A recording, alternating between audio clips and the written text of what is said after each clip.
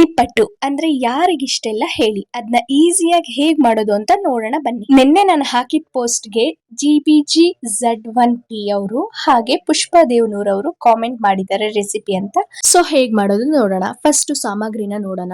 3 spoon ನೆನೆಸಿರುವಂತಹ ಕಡಲೆಬೇಳೆ, ಹಾಗೆ 3 spoon ನೆನೆಸಿರುವಂತಹ ಹೆಸರು ಬೇಳೆ, 5 ಸ್ಪೂನ್ ಅಕ್ಕಿ ಹಿಟ್ಟು, 3 ಸ್ಪೂನ್ ಕಡಲೆ ಹಿಟ್ಟು. ಇದಾದ ನಂತರ ಕೊತ್ತಂಬರಿ ಸೊಪ್ಪು ಮತ್ತೆ ಕರಿಬೇವಿನ ಸೊಪ್ಪು ಹೆಚ್ಕೊಂಡು ತಗೊಳ್ಬೇಕು.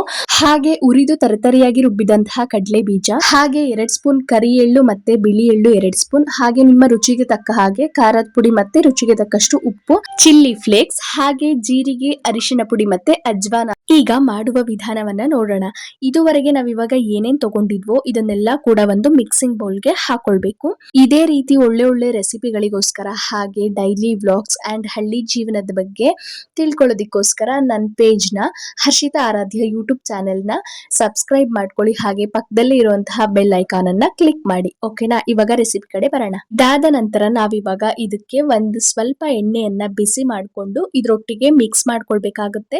ಇದನ್ನ ನಾವಿವಾಗ ಚಪಾತಿ ಹಿಟ್ಟಿನ ಹದಕ್ಕೆ ಕಲಿಸ್ಬೇಕು. ಸ್ವಲ್ಪ ನೀರ್ ಹಾಕೊಂಡು ಕಲಿಸ್ಬೇಕು. ಇದನ್ನ ಇಲ್ಲಿ ಕಾಣಿಸ್ತಿದೆಯಲ್ಲ, ಈ ಕನ್ಸಿಸ್ಟೆನ್ಸಿ ಇದ್ರೆ ಸಾಕಾಗುತ್ತೆ. ಆಮೇಲೆ ಇದನ್ನ ಉಂಡೆ ರೀತಿ ಮಾಡ್ಕೊಂಡು ನೀವು ಕೈಯಲ್ಲಾದ್ರೂ ತಟ್ಟಬಹುದು ಅಥವಾ ಪೇಪರ್ ಇಟ್ಕೊಂಡು ತಟ್ಟಿ ಎಣ್ಣೆಯಲ್ಲಿ ಕರಿಬೇಕಾಗುತ್ತೆ. ಈಗ ರೆಡಿ ಆಯ್ತು ರುಚಿ ರುಚಿಯಾದ ಗರಿ ಗರಿಯಾದ ನಿಪ್ಪಟ್ಟು. ನೀವು ಒಂದ್ಸರಿ ಟ್ರೈ ಮಾಡಿ ಹೇಗಿತ್ತು ಅಂತ ಮಿಸ್ ಮಾಡದೆ ಕಾಮೆಂಟ್ ಮಾಡಿ. Thank you for watching.